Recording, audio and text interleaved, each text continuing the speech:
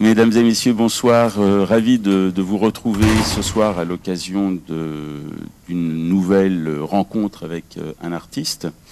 Ce soir, eh bien, quelqu'un qu'on ne vous présente pas, hein, puisque déjà, si vous êtes là, c'est que vous le connaissez et que vous l'appréciez.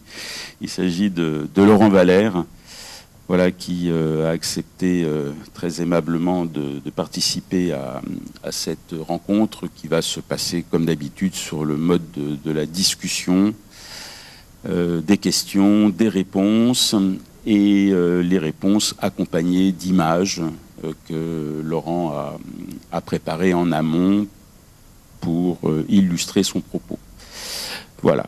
Donc, je vais poser la première question à Laurent Valère. Alors évidemment, je dis 2-3 mots sur l'artiste. Bon, vous savez que Laurent a plusieurs cordes à son arc. Il est peintre, il réalise des assemblages, il réalise des installations, il réalise des œuvres monumentale, et quand je dis monumentale, le mot est faible, et donc nous allons parler de tout ça aujourd'hui à l'occasion donc de cette rencontre. Alors, la première question que je pose à Laurent, c'est celle-ci. Qu'est-ce qui, dans ton parcours de vie, t'a amené au domaine artistique? Alors, bonsoir déjà, mes amis. Avant de répondre à ta question, d'abord je voudrais vous remercier. Je ne suis pas un familier de ce type d'exercice, donc je suis très impressionné de voir que des gens se sont déplacés pour écouter la bonne parole. Alors je vais essayer d'être clair, parce que je ne suis pas un artiste du sérail artistique, je viens de l'extérieur. J'ai une formation qui est une formation d'avocat. Donc je ne suis pas du tout dans le circuit de la formation et des études artistiques. Alors ce qui m'a amené à la peinture, à l'art, c'est tout simple, c'est l'exemple maternel, parce que ma mère, je l'ai toujours vu peindre, je l'ai toujours vu dessiner, et je pense que ça, dans la tête d'un petit garçon, ça doit fonctionner. Et finalement, elle a laissé ce monde, mais avant de laisser ce monde, elle a beaucoup peint. Elle a beaucoup peint à l'huile principalement. Elle peignait des icônes. C'est assez particulier. Elle faisait que ça. Elle n'a fait pratiquement que ça toute sa vie. Alors c'est pas tout à fait ça. C'est peut-être l'image d'après ou l'image. On va se retrouver. Et donc cet exemple-là m'a servi un peu de starter dans cette vie artistique qui est un peu inattendue pour moi. C'est une affaire tout à fait inattendue. Alors, ça m'a amené à des choses très différentes, comme par exemple l'image que vous voyez là, qui est une sculpture, un extrait de sculpture de la Dillon. La Dillon au bout de l'avenue, c'est Nelson Mandela, je crois, ça s'appelle. Ok. Et donc voilà. Donc l'origine de mon attrait, de ma venue dans le monde des arts plastiques, c'est une origine de mimétisme avec ma mère. Voilà, tout simplement. Alors. Ce que j'évoquais tout à l'heure, c'était la diversité de tes pratiques. Donc j'ai évoqué la peinture, j'ai évoqué le volume, l'installation, l'art in situ, et parmi cet art, l'art sous-marin également, mais bon, on va y revenir naturellement. En fonction des techniques, tu t'exprimes à la fois dans des formats assez réduits, comme par exemple c'est le cas dans la peinture, et c'est le cas probablement pour cette série-là. Oui, c'est une maman de l'eau, ça. Voilà. Ouais. Et également, tu t'exprimes dans des formats gigantesques, dans une sorte de démesure, même une sorte de démesure technique, mais là aussi on va y revenir. Alors on va commencer, si tu veux bien, par la peinture. Quels sont tes thèmes de prédilection? Quels sont les sujets que tu as traités par le passé? Parce qu'ensuite on parlera du présent. Alors, par le passé, avec le temps, on arrive à faire, et puis avec l'âge, avec le temps, on arrive à faire des espèces de bilans. Je me suis rendu compte que j'ai beaucoup peint la fête, j'ai beaucoup peint le zouk, j'ai beaucoup peint le carnaval, j'ai beaucoup peint des gens qui étaient en train de s'amuser, j'ai beaucoup peint aussi les musiciens. Et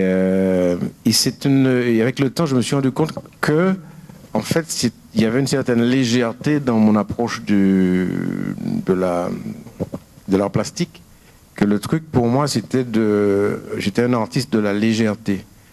Parce qu'il y a des artistes, il y a un art de la gravité, mais il y a aussi un art de la légèreté, qui consiste à contourner par l'humour, à contourner par l'image, à contourner par la gaieté, parfois des sujets qui ne sont pas toujours évidents, Et je pense que cette façon d'aborder les arts plastiques m'a peut-être évité de faire de la politique. Tout simplement, au fond. Alors là, par exemple, dans les images que tu as préparées, il y a les premières qui relèvent de la série Dorlis. Oui. On va peut-être commencer par ça, et puis tu vas pouvoir peut-être commenter au fur et à mesure les images qui vont s'afficher. Alors. Voilà.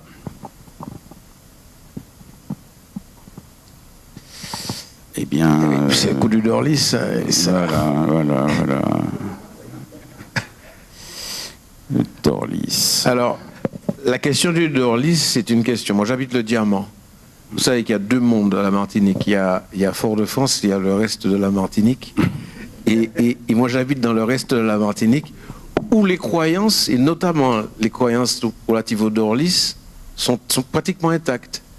Où les gens à qui j'ai eu l'occasion de discuter avaient une approche, c'est pas le Dorlis, je vais expliquer ce que c'est, avaient une approche vraiment comme si c'était une affaire réelle et concrète et précise et même identifiée.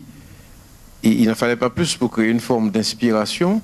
Et donc j'ai travaillé sur ce sujet-là dans une série de tableaux dans lesquels on aperçoit que très peu le visage du Dorlis en question. Et parfois même, je n'en ai pas mis dans le tableau, mais certains ont trouvé qu'ils y voyaient un Dorlis. Donc on est dans quelque chose qui est à la fois très grave et très léger, finalement. Et pour faire un grand saut avec ce tableau qui est là, alors on parlait des sujets. Ça, c'est le sujet, la partie un peu historique de mon travail. C'est un sujet sur Flore Gaillard. Flore Gaillard, c'est une... Caroline Popovic connaît cette histoire par cœur. C'est une héroïne de Sainte-Lucie qui, en 1792, je crois, à la tête d'une armée qui s'appelait l'armée française des bois, French Army in the Woods. Et Flore Gaillard va défaire les Anglais dans une célèbre bataille qui s'appelle la bataille de Rabot, dans le sud-Vers-Soufrière, à Sainte-Lucie. Les Anglais vont fuir. Ils vont fuir Sainte-Lucie, se réfugier et être accueillis à la Martinique. Il va commencer à Sainte-Lucie une espèce d'épopée complètement hollywoodienne où cette French Army in the Woods, l'armée française des bois, constituée de blancs français révolutionnaires, de nègres marrons, d'anglais déserteurs et de toute espèce de gens perdus de Sainte-Lucie, traversait l'île de Sainte-Lucie du nord au sud, avec en tête de cortège le drapeau bleu, blanc, rouge de la Révolution, et en queue de cortège une guillotine qui servait à guillotiner les planteurs au fur et à mesure qu'ils circulaient dans l'île de Sainte-Lucie. Et c'est ce scénario sur lequel je suis tombé tout à fait par hasard, un peu des hasards de lecture, qui fait que je me suis dit, il y a un travail artistique à faire sur ça, parce que c'est une histoire hollywoodienne, c'est une histoire cinématographique. Alors les Anglais vont être défaits donc, dans cette fameuse bataille de Rabot, mais ils vont se refaire, si je puis dire, ils vont revenir avec des gars, avec des soldats qui, eux, connaissaient déjà un petit peu le milieu tropical, parce que le problème des Anglais, c'est qu'ils se faisaient dévorer, et ils se faisaient, par la fièvre jaune, et ils se faisaient attaquer par un serpent. C'est encore notre histoire, c'est l'histoire de serpent. La Sainte-Lucie, qui s'appelle le cribo, qui avait comme caractéristique de se nourrir de trigonocéphales. Tellement la bête était sauvage et féroce. À telle enseigne que Édouard Glissant, c'est une histoire, c'est des histoires dans l'histoire. Quand j'ai raconté cette histoire incroyable à Édouard Glissant, il m'a dit, je vais la continuer. Et il a raconté dans je ne sais plus lequel de ses romans qu'il restait un dernier cribot à Sainte-Lucie, qu'il était caché derrière une roche en attendant la jambe d'un jeune enfant. Donc c'est Glissant qui est parti dans sa glissade édouardesque. Et finalement, de cette inspiration qu'on retrouve dans le tableau, donc dans le tableau on retrouve le drapeau tricolore, on retrouve la guillotine à la fin, les personnages qui sont les combattants de cette armée française des bois, French Army in the Woods, et puis donc cette jungle et puis des espèces de piquets. Donc ça, c'est pour faire le lien avec la question de Dominique, en fait, il y a une part d'inspiration historique dans tout ça. Mais je ne traite pas les choses de manière historique véritablement. Elles sont un peu transformées, elles sont un peu plus folles, quoi. Parce que en fait, de cette histoire dont on vient de parler, en réalité, c'était un drame. C'était un véritable drame qui dégage une héroïne, cette femme qui s'appelle Flore Gaillard, qui dégage un scénario incroyable et qui continue à ce jour d'ailleurs à Fort-de-France. Si vous allez à la zone de Franche de Dillon, l'immeuble, c'était un drôle de rapport, l'immeuble des eaux, du service des eaux de la ville de Fort-de-France, ça s'appelle l'Odyssée. Et si vous regardez bien, ça s'appelle immeuble Flore Gaillard. Ce n'est pas le nom d'une famille de promoteurs martiniquais, mais c'est le nom de cette héroïne, cette Lucienne. Donc tout ça est lié, et de temps en temps, les artistes font des incursions dans cette histoire où a priori ils ne sont pas invités. Deuxième histoire, on est toujours dans la logique des tableaux sur des faits historiques. Ce tableau parle de, si vous regardez, c'est marqué second lieutenant US Marine Corps. C'est l'histoire de Charlemagne Peralt. Alors, toujours comment ces inspirations me viennent? Elles me viennent de lectures un peu accidentelles. Et donc, je suis tombé sur l'histoire de Charlemagne Peralt. Et là, je découvre encore une histoire totalement hollywoodienne avec un jeune préfet haïtien qui, en 1915, se voit intimer l'ordre de livrer sa ville aux forces américaines d'occupation qui venaient de débarquer en Haïti, le 28 juillet 1915. Et le gars, il s'appelle Charlemagne Peralt, c'est un jeune, c'est un fêtard, c'est un type un peu insouciant, homme politique haïtien, totalement impliqué dans la vie quotidienne, enfin c'est un notable. Il dit non, je livre pas ma ville, et non seulement je livre pas ma ville, mais je déclare la guerre au gouvernement américain, tout simplement. Donc le type déclare la guerre au gouvernement américain, comme il n'est pas complètement abruti, il part en dissidence, il part dans le maquis, et il crée une espèce de guérilla qu'on appelle la guerre des cacos, et qui va mener des opérations de guérilla totalement asymétriques avec l'armée américaine dans les bois d'Haïti dans la période 1915-1918. En 1918, les Américains trouvent le moyen de convaincre un traître haïtien, qui va amener une troupe américaine de Marines dans le repère de Charlemagne Peralt, et Charlemagne Peralt va être fusillé à bout portant sans qu'il ait le temps de se défendre par un gars qui s'appelle le lieutenant Hermann Henry Henken, comme la bière. C'est pas mal quand même pour un niveau cinématographique. Le type qui s'appelle Henken lui met une balle, le tue. Et comme les Américains, ils étaient déjà un peu dans la compréhension du fonctionnement du monde noir, ils ont pensé qu'ils allaient terroriser les Haïtiens en exposant le cadavre de Charlemagne Peralt sur la porte de la gare du Cap Haïtien. Alors les types, ils prennent le cadavre, ils l'installent les bras en croix sur la porte de la gare, et les gens de la gare les Haïtiens qui passent et qui voient ça devant la gare, ils disent mais c'est le Christ. Et la légende de Charlemagne Péralte commence comme ça, à telle enseigne. Alors, ça paraît anecdotique, mais en réalité, quand Aristide arrive au pouvoir, il arrive avec une expression qui revient sur toutes les bouches en Haïti, c'est péraltement. Péraltement, ça veut dire avec fierté, avec honneur, avec dignité. Et donc cette histoire qui est extraordinaire, et donc il perd la guerre, la guérilla, parce qu'il fallait qu'il la perde, il avait un ennemi totalement disproportionné, mais il perd la guerre, mais il devient un héros.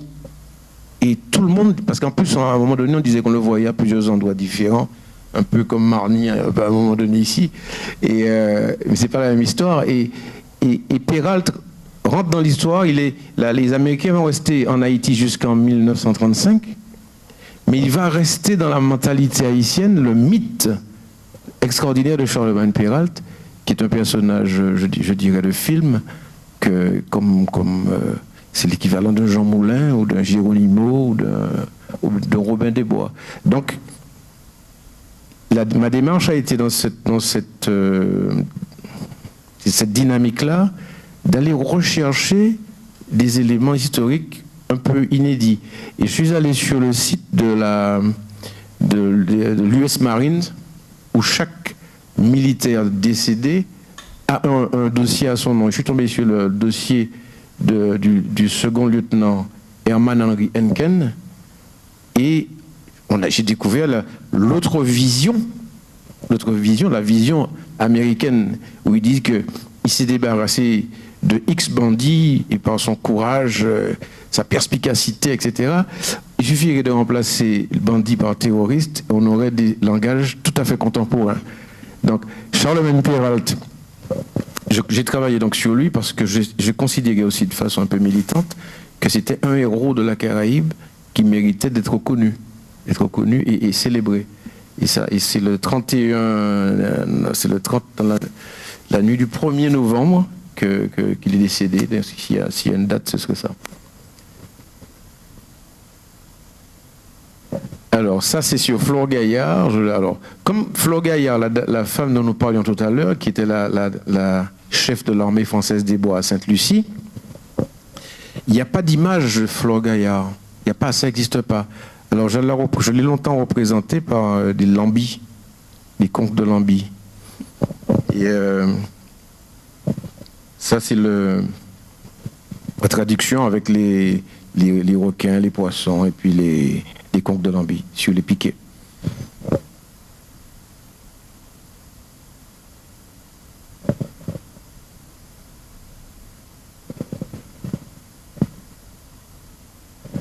Alors ça, c'est une image, je ne sais pas si elle est assez grande. Oui, c'est une image de la guerre des Américains en Haïti. Parce qu'on ne la connaît pas, cette guerre américaine en Haïti.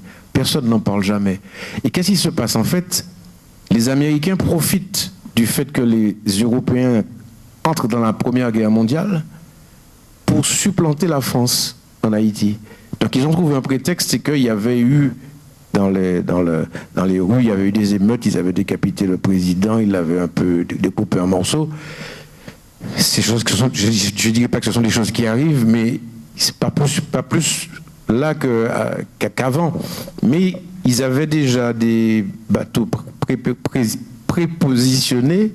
L'idée était de faire main basse sur Haïti, de faire main basse sur les douanes d'Haïti, et de faire signer à Haïti un deal, pour utiliser un langage très contemporain, sur les douanes du pays haïtien, de façon à ce que eux, Haïti soit un business, c'est-à-dire tout ce qui rentre en Haïti, eh bien, les Américains en question touchent leur fric. Et le vrai prétexte, le prétexte officiel, c'est que le gouvernement haïtien devait de l'argent à une banque de New York, et qu'en fait les Marines ont servi d'agent de recouvrement en quelque sorte à cette banque de New York. Tout ça n'a que peu de rapport avec la peinture, mais en fait, ce sont des destins inhabituels, ce sont des destins cinématographiques. Un gars comme Péralte, une femme comme Flore Gaillard, ce sont des gens qui ont des destins exceptionnels, qui inspirent. Voilà.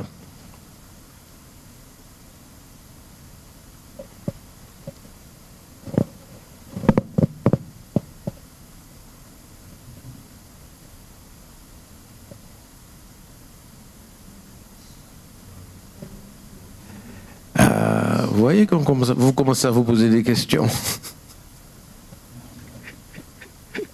Alors là, c'est un tableau sur Charlemagne Perrault. Si vous regardez en bas à droite, vous avez un petit rappel de la canette Heineken. Vous avez le signe. À l'époque de la guerre en Serbie, il y avait cette espèce de symbole de la cible. Voilà.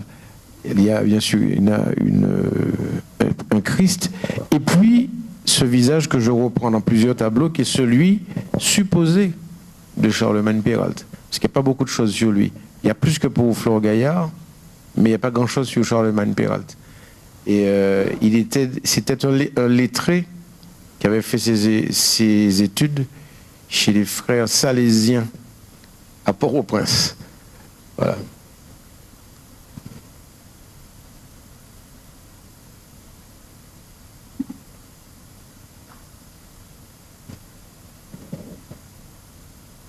Alors cette photo, je ne sais pas si vous arrivez à voir, ouais. Cette photo, elle est très particulière parce qu'il y a là, à gauche, le traître qui a vendu Charlemagne Perrault aux Américains, et à côté de lui, il y a le second lieutenant Hermann Harry Henken, qui lui est le héros américain, enfin du côté des Américains. Et cette photo, c'est la photo historique des deux compères. Alors après le départ des Américains en 1935, cet homme qui s'appelle l'haïtien, il s'appelle Jean-Baptiste Conzé, il a écrit un livre qui s'appelle intitulé Pour l'histoire, où il raconte sa version. En fait, il y a plusieurs versions des mêmes événements. C'est ça qui, du point de vue esthétique, a quelque chose de particulier et qui fait que j'ai dû faire quelque chose comme 60 tableaux sur ce sujet. C'est un peu psychanalytique. Alors voilà l'une des rares images de Perrault. Ouais. Voilà. Et là c'est Perrault sur la porte de la gare de Cap-Haïtien. Et alors là, il a les bras qui pendent, mais les gens ont longtemps cru, ont longtemps soutenu que c'était le Christ. C'était la légende, quoi. Et jusqu'à présent, je vous assure, le mot Charlemagne Perrault a un sens en Haïti, y compris dans les événements que nous connaissons aujourd'hui en Haïti. Alors, ça aussi, c'est un tableau sur la série Charlemagne Perrault. C'est un tableau qui représente donc une explosion avec un avion qui s'en va. Et il faut savoir une chose, c'est qu'à cette époque, nous sommes au début du siècle dernier, l'aviation commence tout juste. L'aviation de guerre commence tout juste. Et on a un peu expérimenté, on a beaucoup expérimenté les biplans en Haïti. Chose qui se sait peu pendant l'occupation américaine d'Haïti. Et les paysans, donc les paysans qui s'appelaient les Cacos, qui étaient en révolution contre les Américains, ils ne craignaient qu'une chose, c'est que le ciel leur tombe sur la tête, parce qu'ils ne comprenaient pas. Ils ne comprenaient pas. C'est-à-dire c'est deux mondes différents. Il y a un monde qui est complètement en guerre, qui est le monde européen, et puis pendant ce temps-là, en Haïti, il y a une occupation qui se passe, avec des choses terribles, et de nouveaux matériels de guerre apparaissent. Et notamment ce qui s'appelle les machine guns, qui étaient du matériel hollandais, de Mark Krag et Jorgensen, et c'est le début des machine guns. Et ça a été expérimenté sur les Haïtiens. Voilà pourquoi ça. Voilà l'immeuble Flore Gaillard dont je vous parlais tout à l'heure. Voilà. Ouais, à Dillon. Ouais. Voilà. Alors ça c'est malheureusement c'est un peu petit, mais tu peux agrandir, impeccable. Alors Charlemagne Perrault est au milieu. On voit à côté de lui Geronimo, le grand chef indien. Un peu en contrebas Jean Moulin, avec le chapeau. Robin des Bois est derrière, en arrière-plan. En fait, c'est quelque chose sur les héros. C'est sur les héros. Robin des Bois est derrière. Et puis il y a la canette de Henken, si vous regardez en haut, un petit peu plus haut à droite. La canette de Henken. Et en contre-jour, là, il y a un bateau de guerre américain, qui est le USS Washington, qui a débarqué le 28 juillet 1915 à 17h à Port-au-Prince. Donc celui-là, c'est un très grand tableau qui doit faire 2 mètres de large par 1,80 à peu près, avec de la végétation qu'on retrouve dans les tableaux de Flore Gaillard.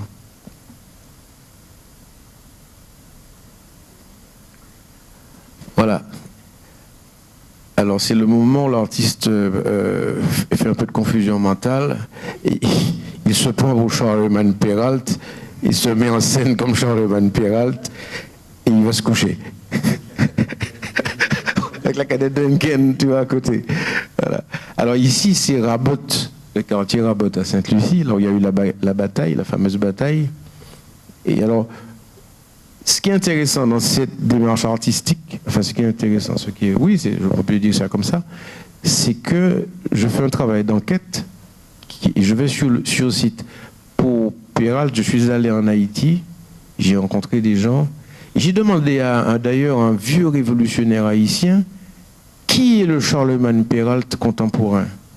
Il m'a fait une réponse un peu curieuse, il m'a dit c'est le général Haïdid. Je ne sais pas si vous vous souvenez, il y avait un général somalien à l'époque, ils avaient fait une opération, il y avait eu des Américains qui avaient tenté, d'ailleurs on en a sorti un film, des Américains avaient tenté une percée, un débarquement, et il y avait des Américains qui avaient été tués, qui avaient été traînés dans les rues, derrière les...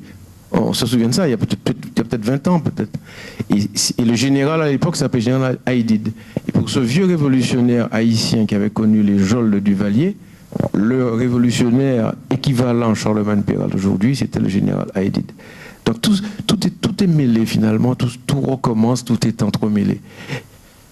Et donc là, j'ai eu l'occasion d'aller à Sainte-Lucie pour essayer de comprendre d'où venait cette Flore Gaillard, quel était son biotope, son truc, c'était ça. Elle vivait dans ces bois-là, et c'était une époque, on va dire, terrible. C'est dans le sud, c'est vers le sud, c'est vers Soufrière, par là, vers Choiseul, par là. Choiseul. Fongeant-Libre, voilà. Rabot Estate, voilà. C'est un endroit très paisible, on ne peut pas imaginer en allant là que tout ce qui a pu se passer à cet endroit. Ouais.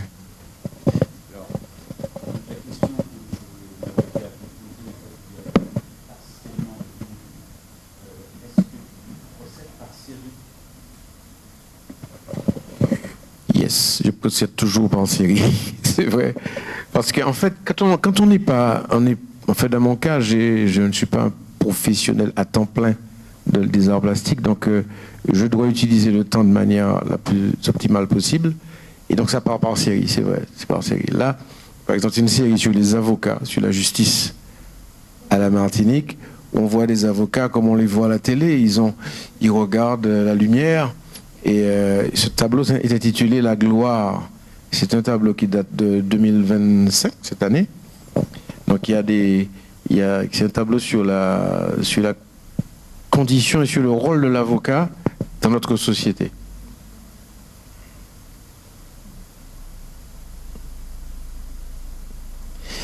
Alors celui-là s'appelle Justice aux Antilles. Alors on a des magistrats blancs qui rendent la justice, et on a des espèces de vévés qui sont la partie, j'ai envie de dire, traditionnelle. Il y a d'un côté les codes juridiques, le code pénal, le code civil, le code de procédure. Et puis de l'autre côté, il y a dans notre société, il y a la conception intuitive et traditionnelle de la justice. Ça rappelle un peu la même dichotomie qu'on rencontre en Polynésie, où on a une justice qui vient de Paris, mais où le Polynésien, le Maori, il a la justice du village déjà aussi. Ce qui fait que parfois il arrive que le Maori, quand il est jugé en correctionnel, il arrive déjà cassé en deux. Les magistrats ne comprennent pas toujours, mais il est cassé en deux parce que le village l'a déjà banni, parce qu'il a la honte et parce qu'il a déjà été puni. Donc ce sont deux ordres d'appréciation qui se télescopent ou qui fonctionnent en parallèle. Et ça ressemble un petit peu à ce que nous... C'est moins aigu ici, hein, ce que nous vivons. Alors ça, c'est toujours sur les avocats. Ça n'a pas l'air, mais c'est avocats. Je vais vous expliquer. Là, il y a deux personnes qui parlent dans la nuit. Il y a une lumière allumée. Et donc, c'est un avocat et son client ou sa cliente qui veille et qui échange des choses qui sont frappées du secret. Voilà le sens de ce tableau. C'est un tableau de 70 cm par 70 qui a été fait cette année. Alors là, celui-là, alors, il s'appelle « Nul n'est censé ignorer la loi ». Nullum sensetur ignorare legem. C'est un adage avec lequel on persécute les étudiants en droit. Si vous ne le connaissez pas, vous échouez. Donc je l'ai retenu jusqu'à présent. Et c'est la question de la loi. La question de la loi. Alors on l'apprend dans tous les sens. Hein. Chacun a sa vision de la loi, mais il y a un moment donné où il y a une loi qui s'applique d'une façon ou d'une autre. Qu'on la reconnaisse, qu'on la reconnaisse pas, qu'on soit d'accord, qu'on en soit à l'origine ou pas. C'est un tableau très précautionneux, vous imaginez bien, que j'ai réalisé il n'y a pas longtemps. Et en fait, pour l'artiste que je suis, c'est la première fois que je traite quelque chose qui a un lien avec l'actualité. Parce que c'est toujours un peu plombant de travailler sur l'actualité, d'abord parce qu'elle change. Elle change. Et puis ensuite, on est dans le vif des débats les plus vifs. Donc celui-là s'appelle Nullum, c'est sur la loi. Alors bon, on identifie très bien le chapeau. Tu crois là, voilà. Tu crois vraiment? Mais la chose blanche, là, qu'est-ce que c'est? C'est le rabat de l'avocat. C'est le rabat de l'avocat, ouais. Ok. Parce que j'ai trouvé le moyen de faire l'avocat de manière très simple. Très simple. Je ne mets même pas son visage, pardon. Donc il y a un rabat et puis un autre objet qui est en lien avec le rabat. Alors ça, c'est un tableau sur l'article 226-13 du Code pénal, qui est l'article sur le secret professionnel. Secret professionnel, c'est-à-dire que là, on est pratiquement dans un cabinet d'avocats qui devient une espèce de confessionnal où le client échange avec son défenseur des choses que personne d'autre que tous les deux ne peuvent échanger. Donc on a toujours le rabat d'ailleurs, voilà. Et puis les bouquins. Alors les bouquins derrière la bibliothèque, c'est un peu anachronique parce qu'aujourd'hui ils ont tous des juristes classeurs numériques. Mais bon.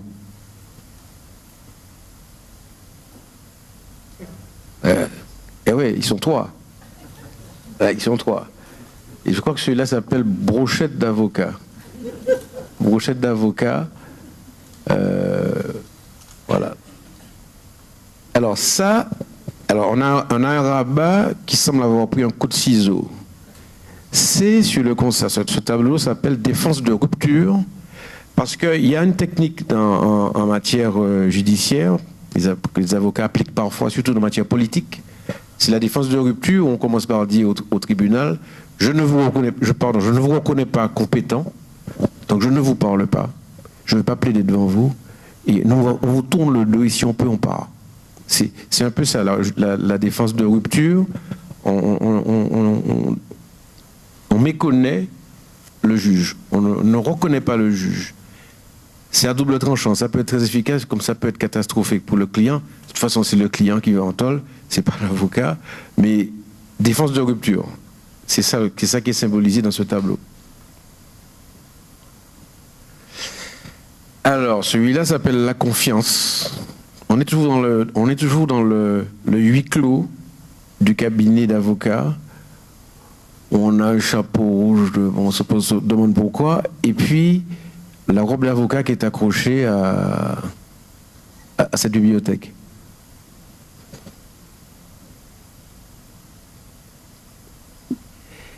Alors, celui-là, il est spécial. C'est toujours dans la même veine de l'avocat. Il est un peu autobiographique parce que j'ai le souvenir assez lointain qu'un matin, je suis allé retrouver mon père qui était à table et qui se tenait la tête parce qu'il avait visiblement un truc qui lui pétait la tête. Mais je ne pouvais pas comprendre. Et donc je m'approche de lui, et lui il était avocat. C'est pour ça qu'on trouve la robe accrochée au sac. Et ma mère me dit, on a décapité Anama. Et quand on décapite Anama, on traumatise un jeune avocat de 30 ans qu'on a obligé à regarder ça. Et dans mon enfance, j'ai vu ça. Mon père était complètement déjanté, tétanisé. Et je pense qu'il en a même eu une forme de syndrome post-traumatique parce que c'est quand même quelque chose d'incroyable. 27 ans, il démarrait sa carrière d'avocat et ça a commencé comme ça. Donc ça, c'est un tableau un peu autobiographique avec bien sûr la croix en haut parce que c'était un chrétien très, très militant, on va dire ça. Et c'est aussi un aspect de la vie de l'avocat qu'on ne connaît plus puisque la peine de mort a été abolie. Et quand la peine de mort existait, l'avocat devait assister à la décapitation de son client. Voilà. Après avoir mis l'ambiance par ce tableau autobiographique, je vais vous montrer un autre tableau où il y a encore un chapeau rouge, il y a 3 avocats qui regardent le soleil, et puis une foule qui est en train d'écouter les propos des avocats. Et, parce que si vous regardez bien, la télévision nous a amené des images extraordinaires ces temps derniers. Des images de foule, d'orateurs, de tribuns. Ça nous a sorti de... Je parle juste du point de vue esthétique, hein. Je ne prends pas position là-dessus. Et moi, j'ai trouvé que les avocats, ils avaient de la gueule. Ils avaient de la gueule, les avocats, dans tout ce désordre. Ils ont rempli une fonction, à mon avis, une fonction d'apaisement quelque part, parce qu'ils ont quand même... On leur a laissé la possibilité avec les médias, avec les réseaux sociaux, d'expliquer des positions. Voilà. Alors celui-là, c'est un grand tableau, il doit faire 2 mètres par 2 mètres. Alors là, on a affaire... Alors ce tableau, c'est une série qui s'appelle... la comédie des ours blancs. La comédie des ours blancs, qui est un peu une critique de l'écologie telle qu'on nous la vend aujourd'hui depuis longtemps. C'est-à-dire que nous, on nous expose et nous sature presque avec un discours sur l'ours blanc qui meurt sur sa banquise parce qu'il a plus à bouffer, tout ça. Et la banquise est le fond, il va se retrouver dans l'eau, il ne va pas manger, il va mourir. Ok. Ça, c'est une écologie qu'on nous propose. Et on ne nous propose aucune écologie pour les gamins qui sont dans les mines, dans le monde entier, que ce soit en Amérique latine, que ce soit en Asie, que ce soit en Afrique. On ne nous propose pas grand-chose. Alors, dans cette position d'artiste, je mets en scène l'ours blanc, je mets en scène en premier plan des journalistes qui sont en train de l'interviewer, et puis derrière, toujours, l'incompréhension vis-à-vis de nous, c'est-à-dire qui est symbolisée par les vévés qui sont là.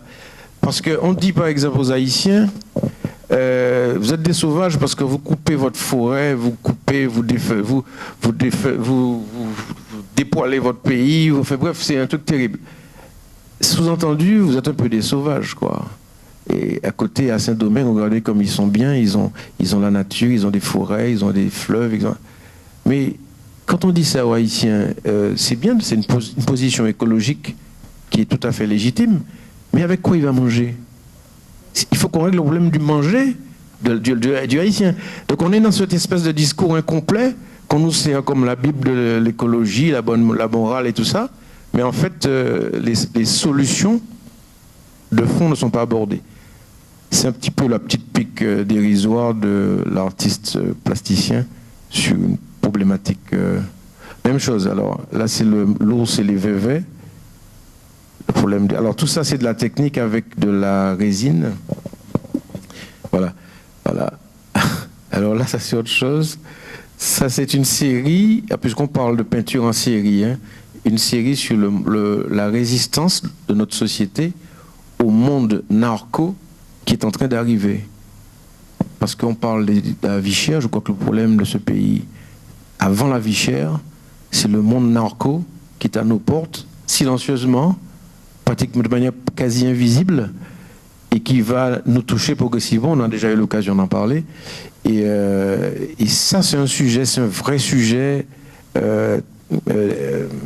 important pour la Caraïbe. Et l'une des manières de l'aborder, c'est d'en faire un peu de l'art. Bon, là, on ne va pas régler le problème, mais aussi de l'art. Et donc, dans ces tableaux, je mets en scène souvent des avions qui relâchent des ballots de drogue, avec en fond toujours des VV qui symbolisent la résistance de nos sociétés traditionnelles. Parce que nous, on nous dit qu'on est envahi par la drogue, ok, mais notre société résiste beaucoup à ça. Beaucoup, beaucoup, beaucoup. Et la façon de résister, c'est un peu la culture traditionnelle. Et on dit, par exemple, pour les Africains disent, ouais, les histoires de drogue, ça fonctionne bien sur les zones côtières, mais quand on monte au village, c'est fini. C'est fini, parce qu'il y a un autre ordre d'autres disciplines. Voilà, c'est ça, c'est ce sujet-là. Alors, même chose, donc toujours l'avion, avec des petits pétions qui sortent de billets de banques haïtiens que j'ai découpés. Et parce que, bien sûr, ce qui se passe en Haïti, je parle beaucoup d'Haïti parce que j'ai eu l'occasion d'y aller beaucoup et que ça m'a vraiment inspiré. Ce qui se passe en Haïti est lié à la question narco, directement. Il ne faut pas croire que parce que nous sommes ici en régime protégé, dans une société administrée et relativement carrée, que nous serons éternellement hors de portée de choses comme ça. Donc, et finalement, quand je dis que je suis un artiste de la légèreté, j'essaie d'apporter un peu de légèreté à cette gravité, exactement. Idem.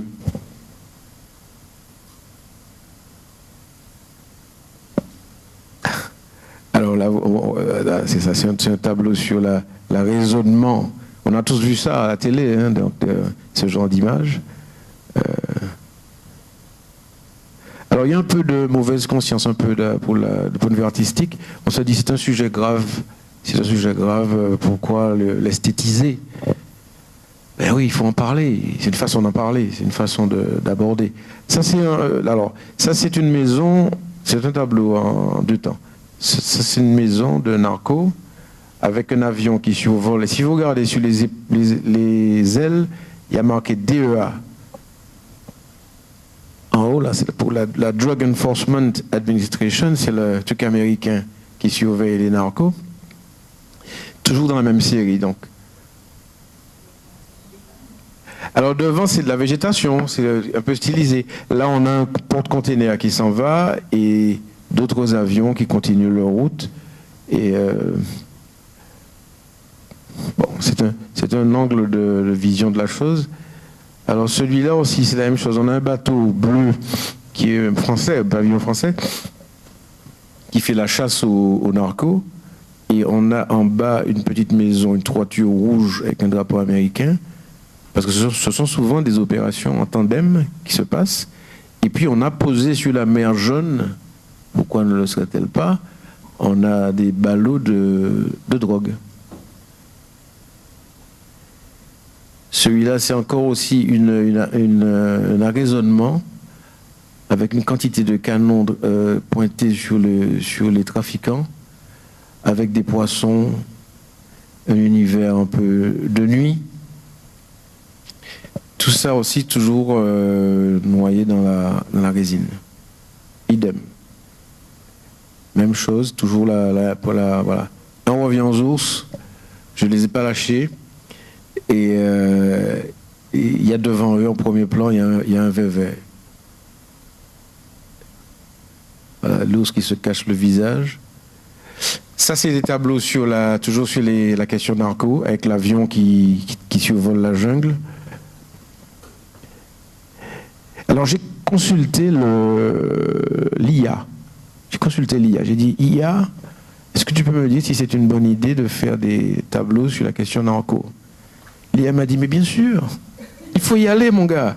Ils m'ont dit, il faut y aller, au contraire. Ça permet de démythifier une question douloureuse, ça permet de parler de la Caraïbe, ça permet d'alerter sur les... Non, mais un argumentaire que j'aurais jamais pu trouver de toute façon moi-même.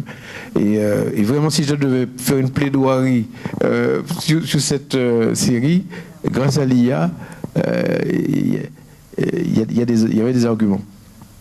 Alors, comme le temps tourne et qu'il y a encore un certain nombre de questions, je propose qu'on regroupe les deux questions suivantes, c'est-à-dire une question sur le médium que tu utilises, sur la résine que tu utilises et sur les incrustations que tu réalises. Alors, là, on va essayer d'aller un petit peu plus vite au niveau des images. Donc là, en fait, c'était une question sur le médium, le type de peinture, et puis donc la résine et cette dimension extrêmement brillante qui caractérise tes peintures. Alors, le process le process commence toujours par des petits croquis. Parce qu'en fait, quand on est autodidacte, on crée soi-même sa propre liturgie artistique. C'est-à-dire que avant, j'attaquais directement la toile, faisant un peu de brouillon dessus. Finalement, ça a duré des années. Je me suis rendu compte qu'il fallait mieux préparer, quitte à ne pas exécuter tout de suite des schémas, des croquis, pour pouvoir les utiliser après. Et aujourd'hui, c'est ce que je fais. Je note tout ce que je peux. Et je me rends compte que j'ai une quantité de croquis qui ne sont pas encore devenus des tableaux, mais j'en ai pour 2 ans, si je me mets à faire toutes les croquis qui existent déjà. Et alors, à partir du croquis, derrière, parfois ça passe en aquarelle, et pour avoir un petit peu un rapport des couleurs. Et puis, ensuite, ça va directement sur la toile. La toile, comment je fais sur la toile? Je prends la toile, je lui mets du mastic de plomberie à 2 €, du mastic de plomberie, et le mastic de plomberie crée le volume.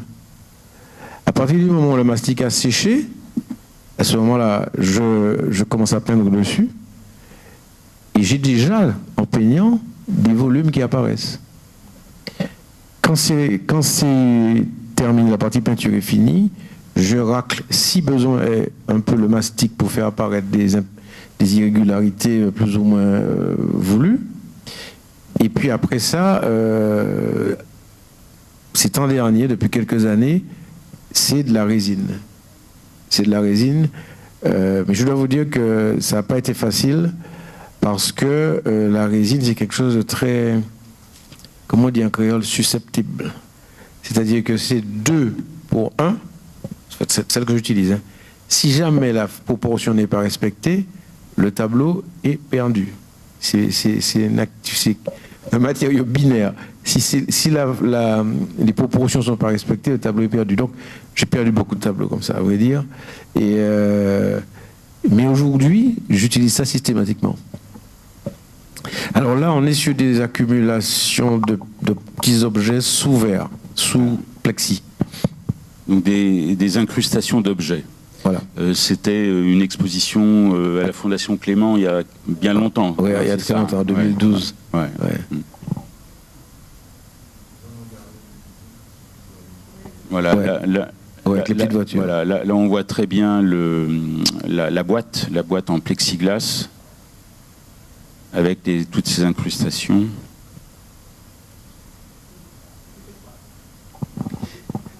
Oui, c'était des troupes. C'était une exposition qui s'appelait Hélico, qui était une exposition qui représentait la vision qu'on avait de l'hélico qui regardait l'embouteillage. Et l'embouteillage, je le réalisais avec des animaux, il n'y avait jamais d'individus là-dedans d'ailleurs. C'était des animaux, des objets, des espèces de transhumances de... On voit un éléphant là, pas en noir là, mais sur les côtés, de l'autre côté. Et merci.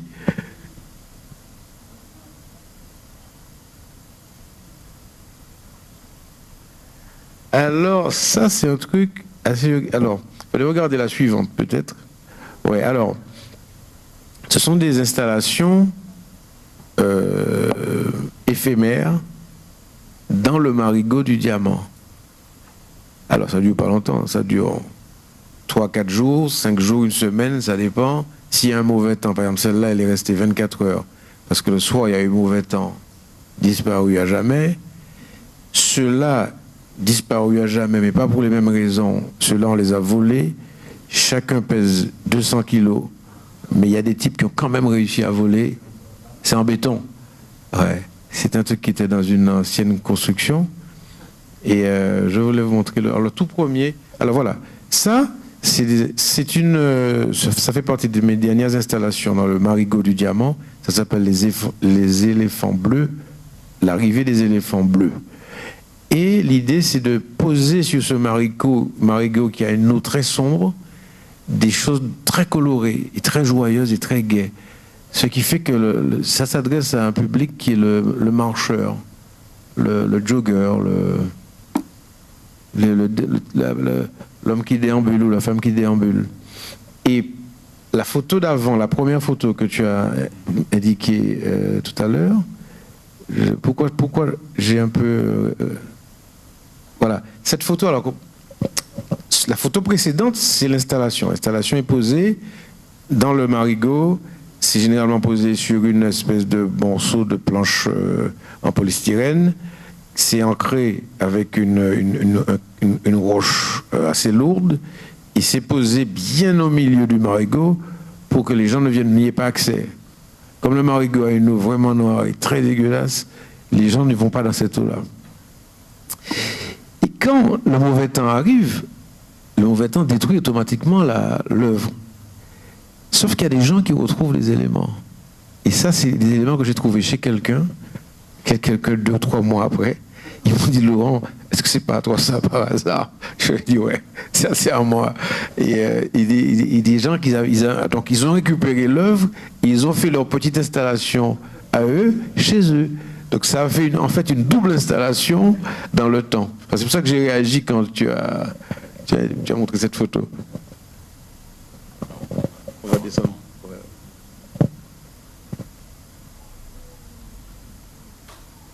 Et je dois vous dire également que les installations en mangrove comme ça, ça interroge toujours. Et j'ai le souvenir d'une... Alors, par exemple, celle-là, voilà une installation qui s'appelle « Devine qui vient dîner ». Voilà. Il y a 2 assiettes, 2 verres, des couverts, des roses et un petit ange. Et voilà. Et un matin, je passais là, j'ai vu 2 employés municipaux qui regardaient ça de manière un peu craintive, un peu interrogative. C'est toujours cette même histoire de notre culture profonde.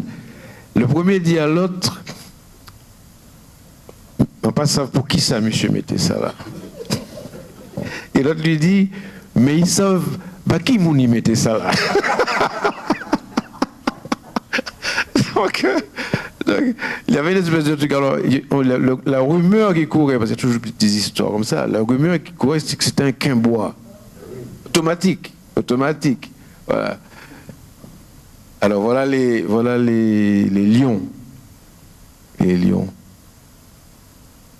Voilà, toujours les lions avec le... Voilà. Ça, c'est un tableau sur la série Narco dont on a déjà parlé, avec les vévets.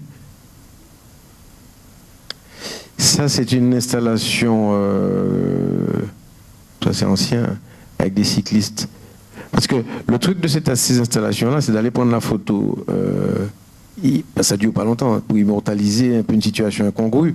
On a des cyclistes sur un bambou bleu, en pleine mer, bon, c'est particulier. Même chose. Ils ont séjourné dans l'eau, ceux-là, parce qu'ils ont un peu de sargasse dessus, ouais. Ça c'est Sidney Poitier, devine qui vient dîner, c'était le nom de l'installation. Ah. Salut Ralph, tu nous amènes de la visite, j'ai l'impression aujourd'hui. C'est un... La Entrepreneur de pompes funèbres.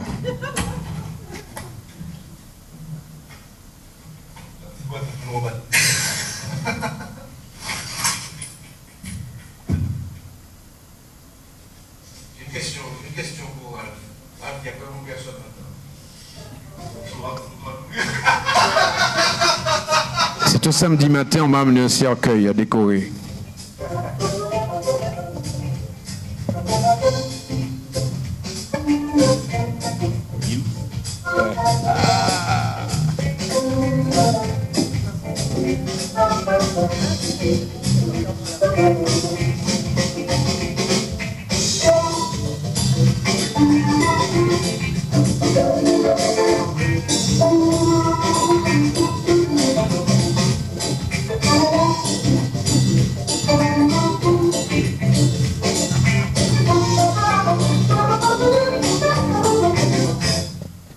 Alors, c'est une idée de Ralph Signamin, pompe funèbre Signamin, qui est un ami et qui m'a dit un jour, Laurent, je voulais que tu décores des cercueils. Je lui ai dit, c'est pas ma spécialité, je pas. C'est quand même particulier. Et un jour, le gars, il débarque un samedi matin avec un cercueil, ce jour-là. Bon, alors, on a rigolé un petit coup, on a installé le cercueil, on a réfléchi à quelque chose, et on est passé d'une phase, j'ai envie de dire, très ludique, qui en fait masquait notre peur du cercueil, en réalité. On rigole parce qu'on en a peur. Et on est passé à une autre phase, qui est une phase beaucoup plus douce, où on s'est dit, ça va servir à quelqu'un, donc on le prend avec du love. Ça a duré une dizaine de jours, on a vraiment bichonné ce cercueil sans savoir jamais à qui il servirait. Et donc, communication, petit film vidéo, marrant et tout, ça va sur Facebook, il y a des centaines de likes, des dizaines de commentaires, dont un commentaire qui me dit Laurent, on aime bien ton cercueil là, parce que ça permet de démystifier la peur de la mort et le côté tragique. Le gars meurt. Le gars meurt. Il meurt peut-être 2-3 jours après m'avoir laissé son message de sympathie. Je me dis quand même, je suis partagé entre le malaise de sa mort et quand même la situation cocasse. Je dis, bon, la famille m'appelle, je ne m'y attends pas. Elle me dit, bon, je pense qu'il aurait aimé avoir ce cercueil-là comme dernière demeure. Je dis, bon, ben, écoutez, il n'y a pas de problème, je lui ai appelé Signamin. Donc ils ont appelé Signamin, et qui fut dit, fut fait. Cet homme a été enterré dans le premier cercueil décoré de Signamin que vous avez découvert dans la petite vidéo. C'est une histoire complètement dingue. Évidemment, Signamin est revenu la semaine d'après avec un autre cercueil en me disant, oh, Laurent, ça a l'air de bien marcher cette histoire. Et finalement, on en est aujourd'hui à 4 cercueils quand même, hein, décorés. Mais ça devient banal en fait, hein, parce que partout ça se fait maintenant. Ça se faisait déjà avant. C'est ici qu'on était en retard là-dessus. Ça, c'est aussi une installation classique. Ça, c'est un des cercueils de M. Signamin. Ça, c'est le dernier. Alors, il y a 2 techniques, je vous le dis, on ne sait jamais. Il y a d'un côté la peinture sur le cercueil lui-même, mais on a vite compris qu'en réalité, ce qu'il faut faire, c'est qu'il faut prendre des photos d'œuvres et les poser comme on fait du covering de voiture. Ça va beaucoup plus vite. Et ça revient moins cher et c'est plus facile.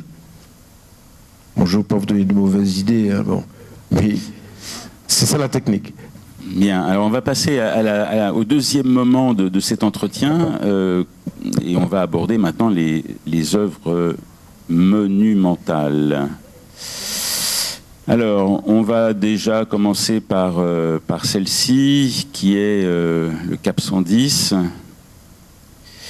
Celle qui, je pense, t'a rendu... Non, non. Ça, c'est la fontaine de Zins-Darlé. Ah, mais attends. On n'a pas mis dans l'ordre. C'est pas dans l'ordre. Est-ce que ce serait ça? C'est ça d'après toi? Non, ça c'est... tu es sur la... Non, alors... Mais s'il faut parler de la Non, ça taille... c'est Moment de l'eau encore. Ouais. Non, je voudrais Cap 110. Alors c'est à la fin, alors Cap 110, tu vas voir le Cap 110 vers la fin. Ça c'est vide. C'est ça? La porte? Bois-Lélé? Non, non, non, non, non. Hum. 8. Question 8.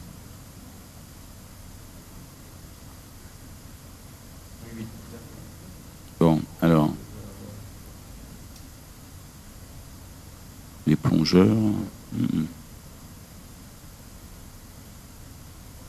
Bon, écoute, c'est pas grave, on va allez, partons là-dessus. Alors, raconte, de quoi s'agit-il? Alors ça, c'est une œuvre qui s'appelle La Fontaine d'Arlay, qui a été commandée par la ville des Anses d'Arlay, qui est une fontaine qui a une forme de conque de Lambie, cornet de Lambie, on va dire ça comme ça, mais qui a une particularité, c'est que c'est une fontaine qui brumise, c'est-à-dire qu'elle n'envoie pas de jet très violent, c'est juste une atmosphère, une espèce de condensation. On est déjà passé à autre chose là, si tu veux. Voilà.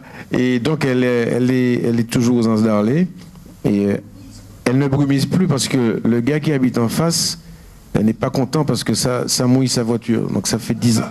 Ça fait 10 ans que ça dure. Donc peut-être qu'un jour, elle va brumiser. Mais elle a brumisé impeccablement pendant 1 mois ou 2. Voilà. Bien, alors en attendant de parler et de retrouver les images de Cap 110, on va évoquer donc la Moment de l'eau à Saint-Pierre.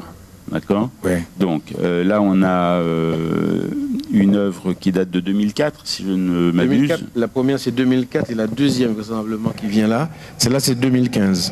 Ouais, ça, c'est la deuxième Moment de l'eau. D'accord. Alors, raconte toute l'histoire autour de... Alors voilà.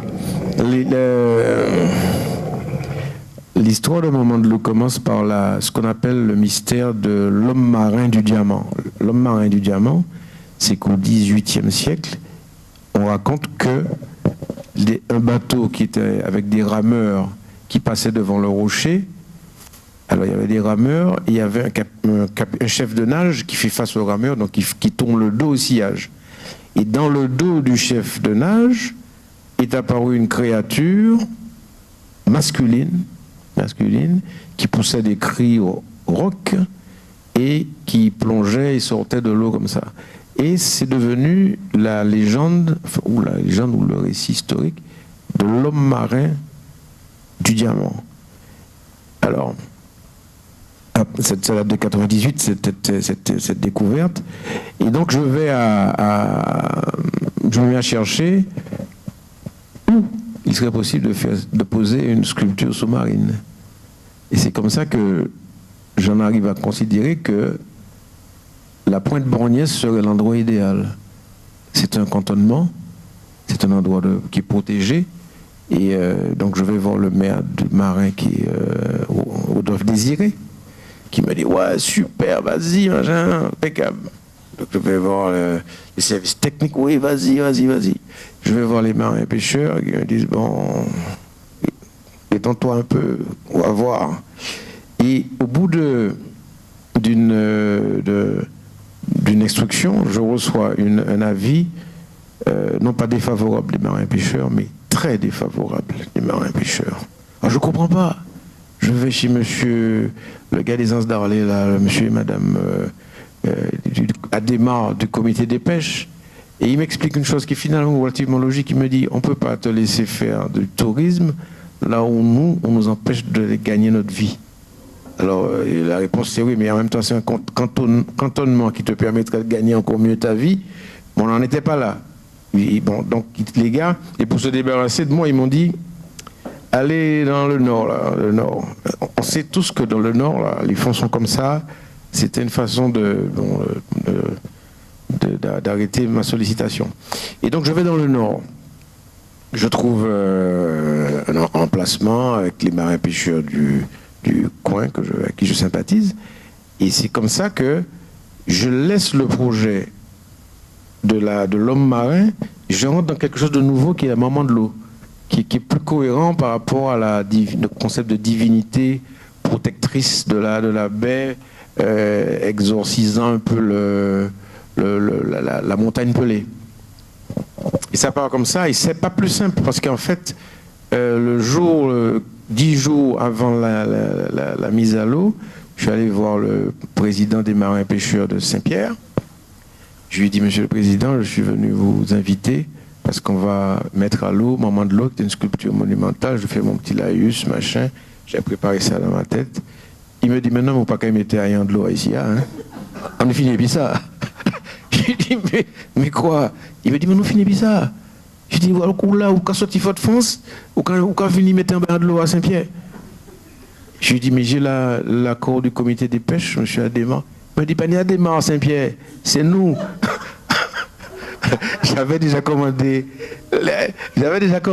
les pompiers, j'avais déjà commandé les plongeurs, j'avais déjà commandé, je ne sais plus, j'étais déjà, entre guillemets, à poil dans cette affaire.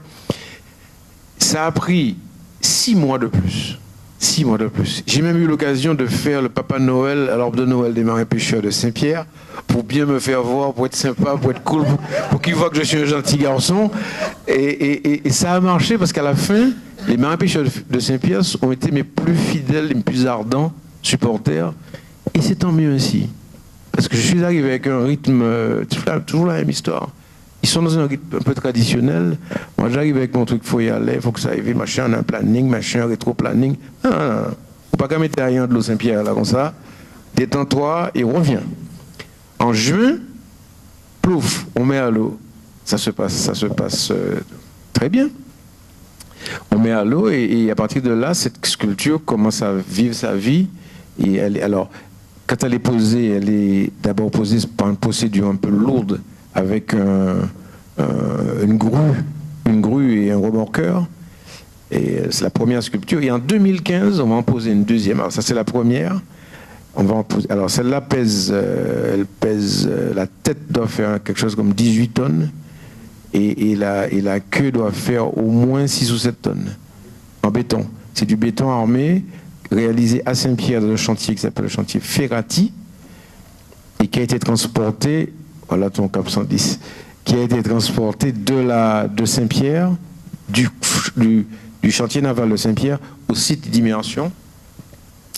Et donc, alors, ça c'est la première méthode, c'était avec la grue et le remorqueur. Ça nous avait coûté tellement cher que la deuxième fois, on est devenu intelligent. On a fonctionné avec des ballons. On a fait venir un compresseur. Alors, il faut imaginer que la sculpture, elle est réalisée ici. Là, l'eau, c'est là. Le chantier naval, c'est là. Donc, on prend la sculpture, on commence par la couler en face du chantier.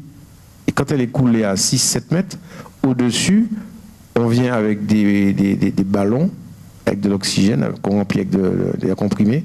Et automatiquement, les ballons lèvent la sculpture, quand bien même elle ferait des dizaines de tonnes.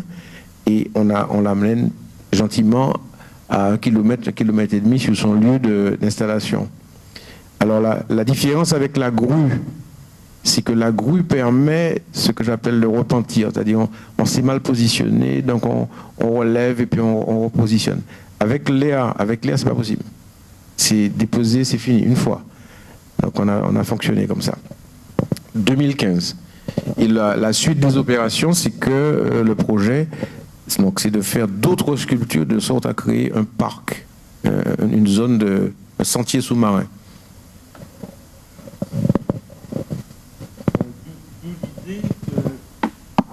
D'où l'idée que la mer est ta galerie. Voilà. Voilà. Et puis, c'est une galerie qui a un intérêt, c'est qu'on n'est pas obligé d'y aller, déjà. Et puis, il faut se mouiller. Il faut te motiver. Mais il y a des petits gags qui se sont passés. Par exemple, il y avait une course de natation entre Saint-Pierre et le Carbet. Et les gars qui sont passés à la fin disaient, mais c'est quoi ce truc? On a aperçu un visage sous l'eau. Mais comme ils étaient en course, ils n'ont pas eu le temps de regarder, mais ils ont eu quand même une petite frayeur. Alors, les visiteurs de cette sculpture, c'est d'abord des gens il y a beaucoup de touristes qui viennent là. Il y a beaucoup de locaux qui vont, parce que, en fait, j'ai positionné à 50 mètres du rivage, de façon à ce que tout le monde puisse y avoir accès, en se sécurisant avec une petite planche, et puis ça va tout seul. Oui, oui. C'est à 9 mètres de profondeur, donc c'est une profondeur. Alors, ils ont voulu se débarrasser de moi à l'époque parce que les fonds étaient vertigineux à cet endroit, sauf que j'ai trouvé la seule petite clairière qui existe du coin, et on l'a posée là. Sinon, on l'aurait mise beaucoup trop profondément. Et ouais, voilà, c'est comme un gâteau de l'éruption. Alors donc là, on a retrouvé les images que nous cherchions. Donc 1998, au Diamant, donc tu fais réaliser une œuvre monumentale, complètement insolite, complètement incroyable devant la mer. Raconte-nous de quoi il s'agit, quelle est l'histoire qui est derrière et comment ça a été réalisé. Bon, ça, c'est une œuvre. D'abord, je vais vous parler de quelque chose qu'on appelle. C'est une petite théorie personnelle, c'est la théorie de l'épinglisme. Parce que parfois on me dit, mais pourquoi tu fais des choses de grande taille? Et j'ai une théorie qui consiste à dire que nous, Antillais, on a été éduqués dans la conviction que nous étions une tête d'épingle perdue dans l'Atlantique et que nous étions des infiniment petits, infiniment insulaires et en fait infiniment inutiles dans ce monde. Et cette conviction qui nous a été enseignée, qui nous a été réenseignée, qui nous a été répétée, rabâchée, fait que quand tu demandes à un gars qu'est-ce que tu bois, il vous répond un petit punch. Qu'est-ce que tu prends, un petit café? Je rentre chez moi avec ma petite femme, ma petite caille. Alors on est toujours avec le petit qui est réducteur. Mais inconsciemment, je suis persuadé qu'on a intégré ce concept à telle enseigne que celui qui, alors on parle de façon plus générale, qui veut faire des choses internationales, on dit mais pour qui il se prend? Pour qui il se prend? Il faut rester petit. Ma grand-mère me disait, passe un petit concours, hein, tu vois. C'est ça l'épinglisme, le syndrome de la tête d'épingle. C'est tout ça pour expliquer peut-être la raison pour laquelle certaines des choses que j'ai faites sont de grande taille. Alors, ça commence comment? Ça commence aux Anses d'Arlé. J'étais en vacances aux Anses d'Arlé.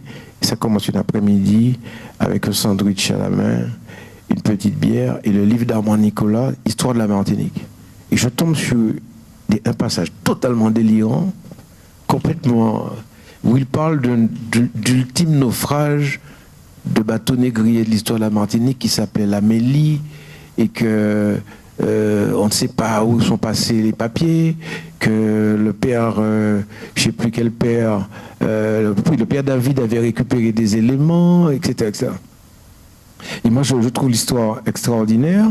Je me renseigne, je commande un livre dont il fait référence de Françoise Thésée, qui s'appelle Les Ibots de l'Amélie. Les Ibots, donc Ibo, la tribu de l'Amélie. Et je découvre qu'en fait, avant Nicolas commet une petite erreur. Ce bateau n'était pas l'Amélie. L'Amélie a coulé du côté de Cuba.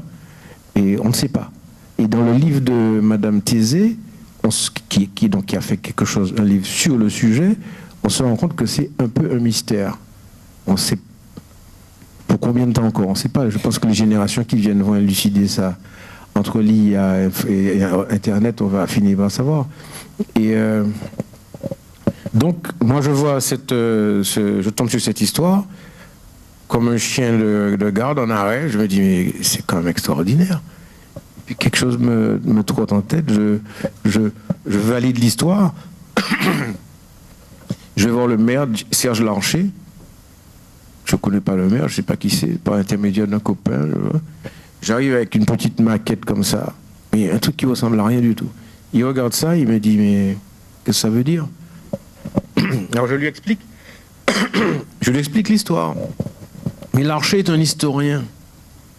Donc il accroche tout de suite. Il me dit, bon, ok, c'est ça l'histoire, vous avez mettre ça en triangle, hein. Et il me dit, roulez. Je me dis, c'est pas possible, le gars peut pas avoir passé une commande comme ça, publique, avec rouler.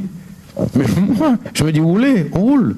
Donc on démarre les opérations sans aucune commande de la ville du Diamant, avec nos propres moyens, avec une équipe de généraux mexicains où tout le monde est chef. Ça s'engueule parce que personne n'a l'expérience de choses de cette dimension-là. Et finalement, la réalisation se fait à Trinité. On transporte les sculptures et on les installe aux alentours en début mars 1998 au Diamant. Alors au début, les gens croyaient que c'était une secte millénariste qui était en train de s'installer. Non, mais j'ai des Américains qui sont arrivés, très prudents, très, très précautionneux. Ils étaient persuadés que c'était des allumés, quoi, genre mandarum, bon, bref.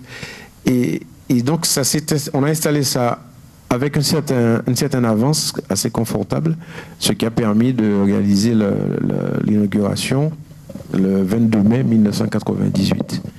Et puis, qui a permis aussi, en fin octobre 1998, la première inauguration de la Toussaint du monument, parce qu'il y a eu des inaugurations, parce que ça a même créé une espèce de petit culte funéraire, où il y a des gens chaque année qui viennent mettre des bougies. Donc, alors, pour le maire Larcher et moi-même, c'était à l'origine, je dirais, une action municipale de la circonscription.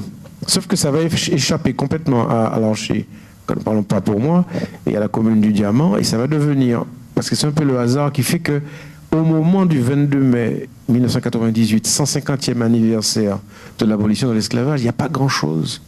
Il y a quelque chose à Trois-Îlets, il y a, je crois, quelque chose au Prêcheur, et puis il y a la sculpture de Charpentier, le Nec-Baron de Charpentier, à l'entrée du Diamant.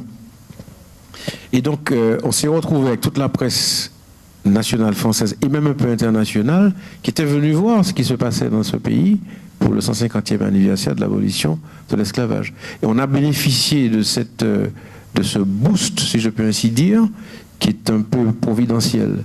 Et à partir de là, le monument a connu une vie, j'ai envie de dire, croissante.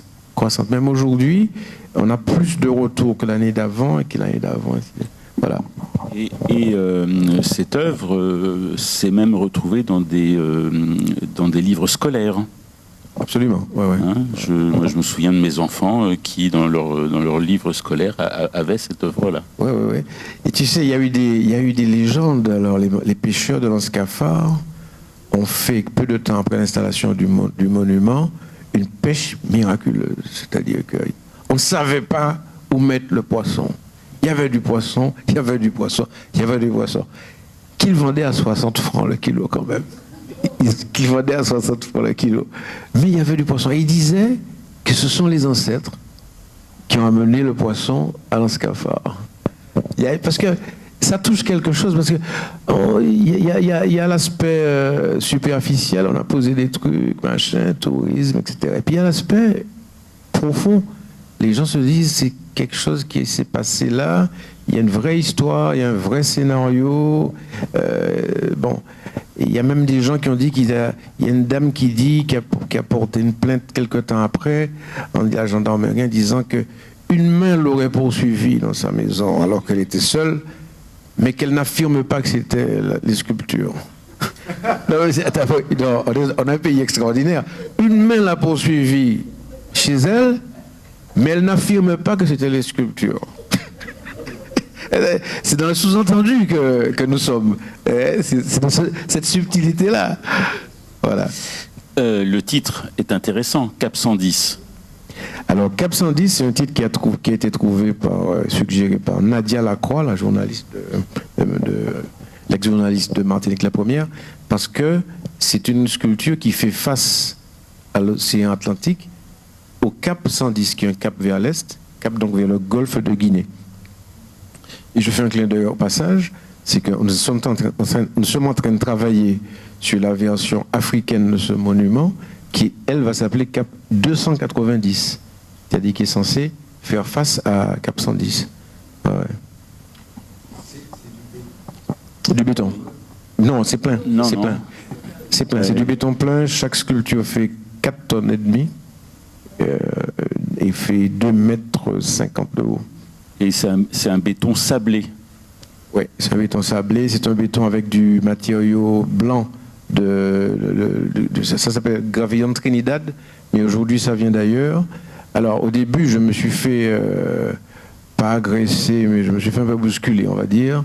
On m'a dit, mais comment une œuvre au sujet de l'histoire des Noirs peut-elle être blanche? Ben oui, non, mais c'est ça. En fait, la vérité, c'est que chez nous, la couleur du deuil, c'est le blanc. Et que ça aurait été une erreur même de faire ça d'une autre couleur. Mais au début, ça passait pas du tout. Hein. Je me suis fait... on m'a demandé des explications souvent.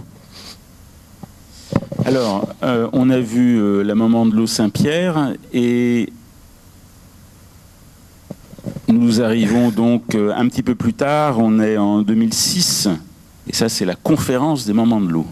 Ah oui, alors ça c'est une œuvre qui a été commandée par la Seine, Yann Monplaisir et la Seine, qui était à cette époque-là très liée au Club Méditerranée. Donc, elle est installée devant le Club Méditerranée. Alors, ce qu'on voit, bien sûr, c'est la partie, comme on dit, iceberg. On ne voit que la partie émergée. Mais sous ces trois sculptures, il y a une structure métallique qui va jusqu'au fond marin, qui est à 3 mètres. Et sous le fond marin, il y a une fondation spéciale qui a été faite, dans laquelle vient s'installer la structure métallique qui est composée de 3 pièces, c'est un tripode, au milieu duquel il y a un tube qui est le jet d'eau. Parce que sous chaque sculpture, il y a une pompe industrielle,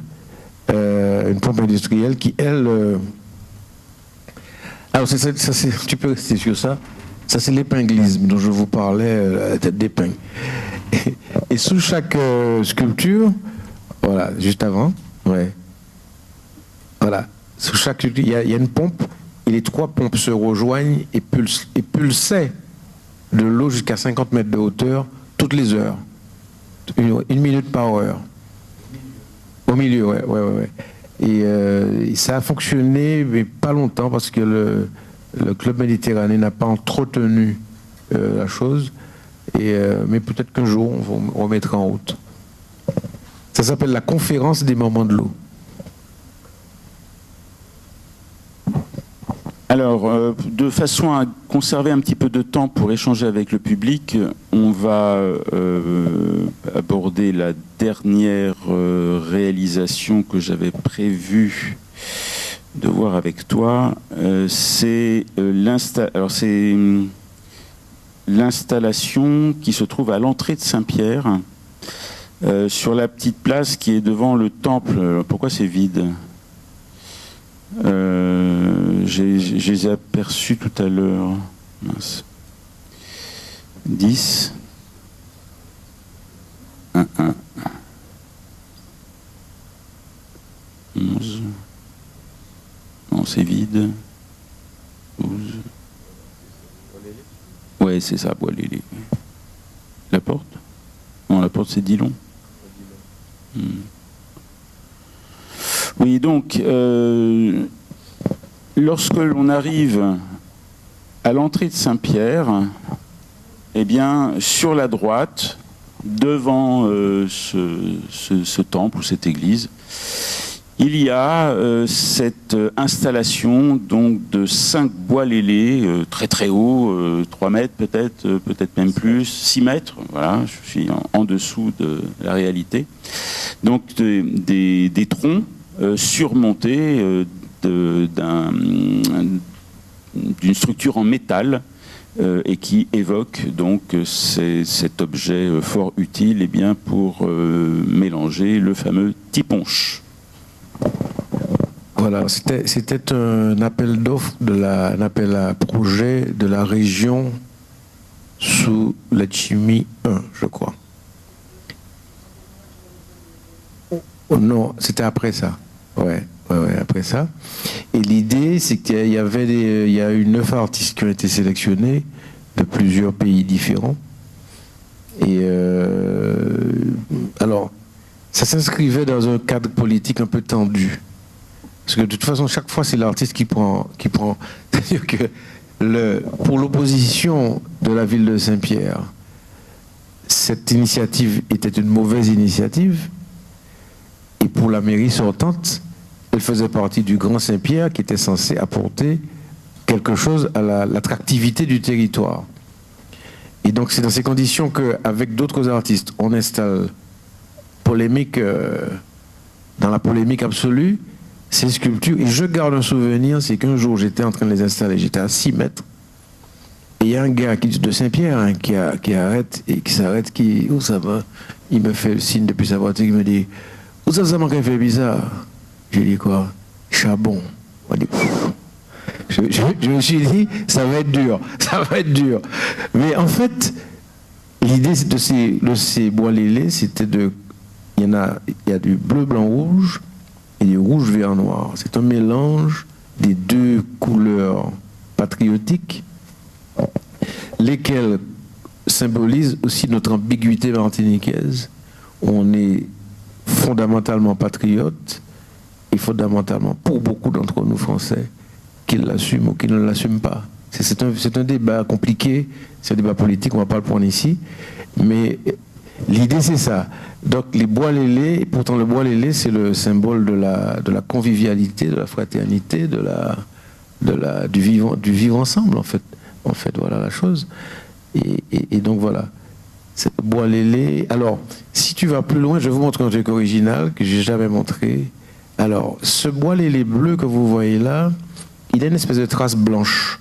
Comme si c'était on dirait une espèce de gravure. Alors, c'est un autre artiste qui a fait cette gravure. Un artiste complètement improbable, qui est malheureusement décédé depuis. Et quand je vais vous dire son nom, ça va vous surprendre. C'est Camille Chouvet. Camille Chouvet. Camille Chouvet, c'est lui qui a fait... Je lui ai dit, mais viens, parce qu'il dessine. J'ai découvert que Camille Chouvet était un artiste plasticien, caché. Et il n'osait pas. Je lui ai dit, mais tu as quelque chose à faire. Je l'ai invité, je lui ai dit, mais viens avec moi, tu vas décorer l'un des totems. Et voilà, celui qui a été décoré par Camille, il faisait des formes un peu comme ça, qui rappelaient un peu de l'univers un peu amérindien. Ça, c'est des ombres. Voilà. Alors, toutes ces sculptures posent la question, les sculptures monumentales posent une question qui est générale à la Martinique, et de façon dans le monde de façon générale, c'est la question de l'entretien des œuvres dans l'espace public. Parce que si vous allez par exemple à Trois-Îlets, regardez la magnifique fresque cubaine qui est à Trois-Îlets, qui est en train de partir, il faudrait mettre un échafaudage, il faudrait payer des peintres, il y a des budgets. Alors on a beaucoup progressé. Avant, faire une sculpture pour un maire, c'était un truc complètement secondaire. Aujourd'hui, la population demande de l'art plastique. Et je pense qu'au fur et à mesure, on va rentrer dans une société où la population, c'est-à-dire les gens qui votent, vont demander qu'elle soit entretenue. Parce que c'est quand même triste de voir dans certaines communes des œuvres d'art qui ne sont pas entretenues, qui partent. Voilà. Ça, c'est la porte de Dillon. Ouais. Alors, c'est une sculpture qui symbolise l'amitié de Césaire et de Neruda, qui sont nés, je crois, le même jour, peut-être pas la même année, mais le même jour. Et donc, une œuvre qui symbolise la porte, donc la porte de la poésie, la poésie qui ouvre des univers. Quoique, il y en a certains qui sont convaincus de ça ici, je ne suis pas le seul, qui ouvre des univers. Et puis, pour que ça ne soit pas trop monotone, trop minéral, j'ai ajouté ce que vous voyez, c'est des morceaux de lambi. Ouais, des morceaux de lambi coupés en rondelles. Et quand c'était éclairé, alors c'est un problème de l'entretien de l'espace public, ça donnait une lumière extraordinaire, rasante depuis le sol. Voilà. Très bien, merci beaucoup. On peut applaudir Laurent. Merci beaucoup, Laurent. C'est moi qui vous remercie.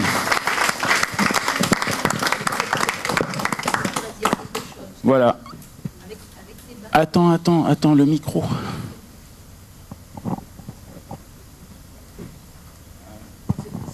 Par rapport à la maman de l'eau de Saint-Pierre, avec tous les bateaux qu'on a mis là, est-ce que ça ne va pas l'abîmer?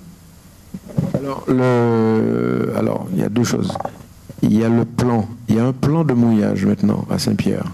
Et ce plan de mouillage, j'ai regardé, non, je pense même que le plan de mouillage sert la sculpture parce qu'il permet d'ordonner l'emplacement des bateaux. Parce qu'avant, les bateaux mettaient l'ancre et ça raclait le fond de la baie toute la journée. Là, il y a un plan de mouillage. Il est bien, il n'est pas bien. Il n'est peut-être pas parfait, mais je pense que c'est plutôt une bonne chose. Voilà. Oui, je vois que ta formation juridique a eu beaucoup d'influence sur tes récentes œuvres. Et je trouve ça extraordinaire de pouvoir fixer cette période-là que nous venons de vivre, surtout le chapeau rouge, sur toile. Et puis, je voulais te poser la question de savoir si la partie musicale qui est en toi, que je te connais, ne t'a pas inspiré. Est-ce que tu as des séries de tableaux sur la musique? Alors justement, la formation juridique, en fait, en réalité, la série que j'ai faite sur les événements récents, qui est une série inhabituelle, parce que je ne peins pas l'actualité, comme je dis parfois, c'est pas de l'illustration, il faut avoir une liberté, un recul. C'est parce que j'ai un ami de fac, tout le monde connaît ici, il s'appelle Alexio Sulé, qui est mon ami d'enfance, qui me dit frère, les avocats, on ça. J'ai dit, non, frère, non, ça m'a à prendre des claques encore, c'est bon, j'ai déjà fait le plein, ça va. Et puis, il insiste tellement que je me prends au jeu, je me dis, hop, allez, c'est un défi, je devrais être capable de sortir quelque chose. Et puis, mais en fait, ce qui m'a intéressé dans ça, c'est l'avocat, dont on ne parle pas, le rôle des avocats dans ça. Parce qu'on ne voit généralement que l'ego des avocats qui sont pleins de leurs convictions sur les marches du palais, mais on oublie le rôle social de l'avocat. Lui-même, il l'oublie. J'ai été frappé, c'est ça que j'ai capté dans ce truc, cette séquence, comment les avocats ont un rôle pédagogique. Il y a un moment donné, il faut dire quelles sont les règles, calmement, pour voir ce qu'on fait après. Et j'ai trouvé ça très bien. Peut-être que la formation juridique, peut-être. Oui. Et je vous rappelle, parce que les choses vont très vite, on a vécu des moments d'une extrême confusion à un moment donné. On ne savait pas trop comment... C'était du lard ou du cochon, cette histoire. Comment ça allait évoluer. Donc j'ai trouvé que fondamentalement, je suis très à l'aise pour le dire, en plus il n'y a pas d'avocat dans cette salle, je le dis, et je trouve qu'ils ont eu un rôle positif dans ce pays. Voilà. Alors sur la musique... Attends, si tu veux bien, la musique dans un deuxième temps, une question qui poursuit celle-ci. Est-ce que d'une certaine façon, c'est pas aussi un hommage que tu rends à ton père en faisant toute cette série sur les avocats et sur leur importance, sur leur rôle et sur la façon qu'ils ont eu de gérer la situation complexe? Oui, certainement, ça c'est sûr.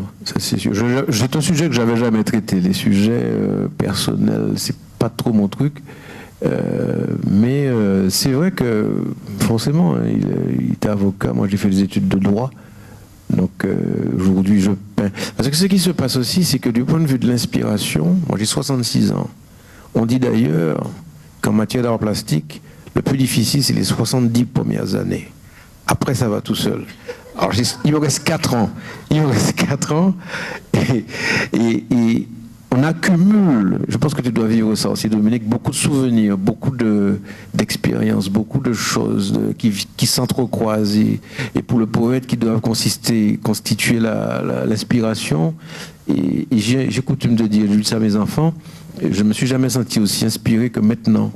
Je leur dis, je n'ai pas de mérite particulier, c'est le temps. C'est le temps qui fait que, comme on dit en créole, le genre va se passer. Pas fini, mais le cas va se passer. Donc ça, c'est une chose pour répondre à ta question, oui, sur l'influence paternelle. Ouais. Alors donc du coup, maintenant, la musique. Alors là, je vais parler sur le contrôle il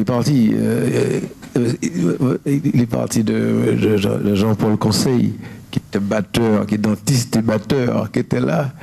Et bon, j'ai quelques tableaux sur la musique. J'ai fait quelque chose, plutôt des aquarelles, des choses de petite dimension, puisque notre ami le précise, je suis aussi musicien amateur. Et donc je suis ce qu'on appelle un musicien de véranda. Je joue dans les anniversaires, je joue avec mes amis, mais nous, on fait ça pour l'amour de la musique, pour le plaisir de la musique. Mais c'est pas directement une source d'inspiration. Une autre question?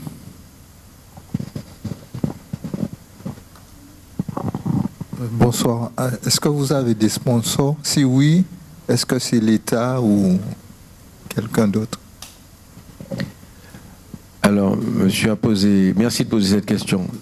C'est la question souvent la plus importante, car dans l'œuvre monumentale, le truc le plus important, le capital, c'est le montage financier. Et c'est vrai que s'il n'y a pas d'argent, on ne fait rien.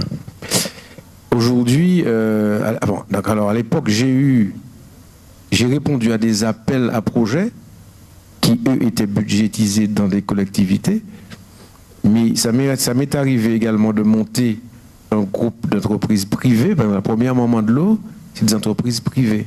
C'est la scène, c'est Moteur, c'est prendre la... Parce que le plus difficile, c'est pas de réaliser la sculpture. Le plus difficile, c'est d'aller convaincre un type qui est dans son bureau un jeudi après-midi, qu'il n'y a pas que ça à faire, qu'on veut mettre des sculptures sous l'eau. J'ai vu des politiques à l'époque, et j'ai vu notamment... je ne vais pas donner son nom politique, je lui explique que je veux mettre des sculptures sous l'eau, et je vois dans son regard qu'il trouve que je suis un peu surmené, quoi, qu'il me faut un peu de repos quand même, mais comme il est gentil, il est politique, il sait que je vote, il me dit pas ça comme ça, mais j'ai senti une certaine pitié. Je suis parti, j'ai jamais été financé. Mais c'est vrai, c'est le problème number one. Et avant de ça, parce que tous les artistes ont des projets phénoménaux. On a 1000 projets en tête, mais il faut trouver. Alors, la bonne nouvelle, c'est que dans le monde de la culture, il y a beaucoup d'argent. Quoi qu'on raconte. C'est pas parce qu'ici on a des institutions qui sont un petit peu à la peine, mais dans le monde entier, il y a des organismes pour chercher, il y a des cabinets dont c'est le métier. C'est ça l'insularité et l'épinglisme. On est hors de ces sentiers-là. Ils existent dans les zones continentales. C'est plus facile. C'est vrai que c'est plus facile. Mais la question number one, c'est vrai, c'est le financement des œuvres d'art. Mais t'as pas vraiment répondu. Tu m'accuses de langue de bois, alors. Non, pour sculpteur. De marronnage, peut-être. Tu parles des sponsors. Alors, si on parle de sponsoring, j'ai eu un sponsor qui est la scène. Yann Monplaisir, que j'ai été voir à l'époque où il était à la scène, qui m'a fait cette confiance-là. J'ai eu la Moteur. J'ai eu le Rhum de Paz de Saint-Pierre. J'ai eu une quantité d'entreprises, même par petits bouts, Bricorama. Et je pense que c'est essentiel d'aller voir directement les entreprises. Les chefs d'entreprise sont pas sur ça, mais ils sont pas hostiles non plus. Parce que nous Antillais, on est un peu fiers au niveau du démarchage. On n'ose pas trop, on ne veut pas se prendre des râteaux. On est comme on est. C'est comme ça qu'on est. Mais la situation n'est pas catastrophique non plus.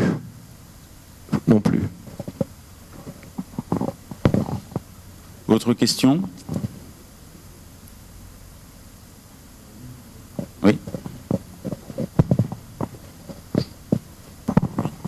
Je voulais savoir si, avec ces œuvres monumentales que tu as faites, est-ce que tu as eu des propositions pour faire des œuvres dans d'autres pays à l'étranger? Alors, est-ce que j'ai eu des propositions pour travailler à l'étranger? Pas vraiment. j'ai été invité à plusieurs reprises à l'étranger pour parler de ces sculptures, à ma plus grande surprise d'ailleurs, et aux États-Unis, en Belgique, enfin, non, en fait, c'est moi, dans ma logique, qui démarche l'étranger pour pouvoir poser, parce que mon objectif avec les Cap 110, c'est d'en faire un en Afrique, c'est d'en faire un aux États-Unis, et peut-être d'en faire un jour, parce que tous les lieux sont déjà repérés, c'est faire un jour dans le nord du Sénégal, devant la ville de Rousseau, d'où partaient les caravanes d'esclaves sénégalais, face au désert. Mais ça, c'est des projets où l'artiste n'est pas attendu. Il n'est pas dans son pays, il n'est pas. Bon, parfois, c'est des problématiques que les mecs ne veulent pas trop aborder. Parce que ce dont nous ne nous rendons pas compte forcément, c'est que nous, on a un niveau d'information qui est bien supérieur à la moyenne du niveau d'information, en tout cas d'Afrique de l'Ouest, sur nos questions d'origine. Parfois, il y a des pays qui ne sont pas sensibilisés à ces questions, elles ne sont pas prioritaires. Et le Sénégal est assez sensibilisé. Donc l'idée, c'est d'aller à l'étranger, même si l'étranger ne nous invite pas forcément. Alors l'idée, c'est d'acheter un champ de coton, un bout de champ, un petit champ de coton, et d'installer ça dans un champ de coton dans le sud des États-Unis. C'est une idée, on n'y est pas encore. Je reviens vers toi après. il faut en fait, ce que monsieur a posé très justement, la question du financement, elle est essentielle. Parce que Tu penses qu'avec la situation actuelle des États-Unis, tu pourras acheter un champ de coton? Non, je peux acheter le champ de coton, mais il faut vouloir que je reste dessus pour travailler.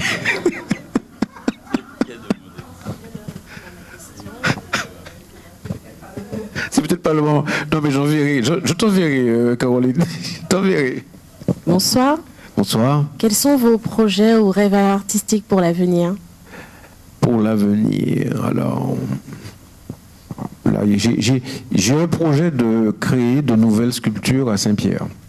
De façon à ce que quelqu'un qui plonge au niveau de la guinguette, je ne sais pas si vous voyez où c'est, avec un masque de palme tuba, fasse un petit tour en ayant vu des divinités sous-marines de la Caraïbe, en ayant pu s'émerveiller ou s'effrayer de moments de l'eau, et d'avoir fait une petite balade originale, accessible à tous. Le trip, c'est ça, c'est qu'il faut que ça soit accessible, il ne faut pas que ça soit une activité exclusivement pour les plongeurs, parce que les gamins n'y ont pas accès. Là, les enfants y ont accès, toujours avec une planche. Comme je vous disais, l'idée, ce serait de faire autre chose, d'exporter, si je puis dire, Cap 110 ailleurs, ok.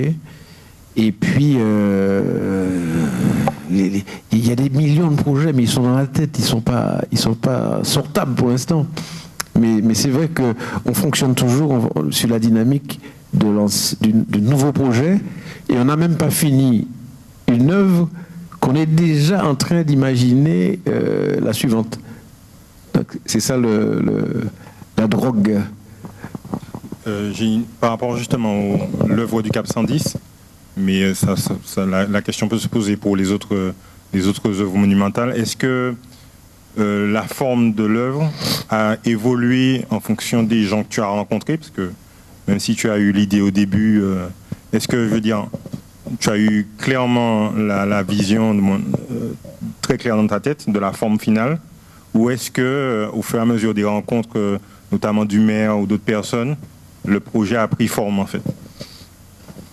Oui, alors cette question est très compliquée. En réalité, le projet a une forme initiale, mais c'est toujours la même histoire. On a la tête dans le guidon, donc on n'a pas le recul.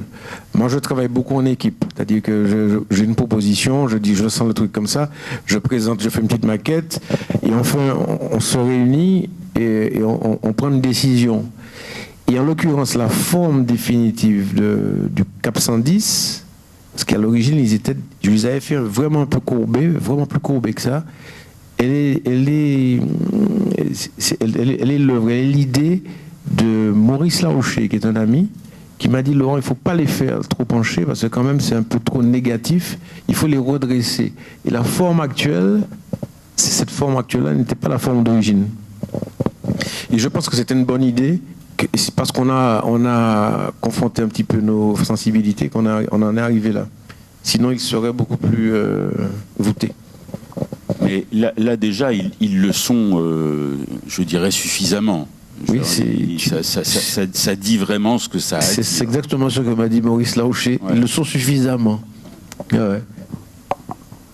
Une question un peu naïve peut-être, ou bien globale aussi. Tu as décidé de devenir artiste ou c'est l'art qui t'a happé? Ou les deux? Alors, j'ai toujours été un petit peu attiré par ça. Je n'ai pas fait le circuit. J'ai toujours peint, je n'ai pas fait le circuit. C'est un peu comme la musique au fond. La musique, c'est un peu comme le jazz. Il y a des gens qui se mettent dans la musique, qui apprennent des rudiments, qui commencent à jouer et qui s'inspirent de choses qui ont déjà été faites, qui ont déjà été entendues, qui ont déjà été... Et cette construction-là, c'est un peu comme ça que je me suis mis dans l'art.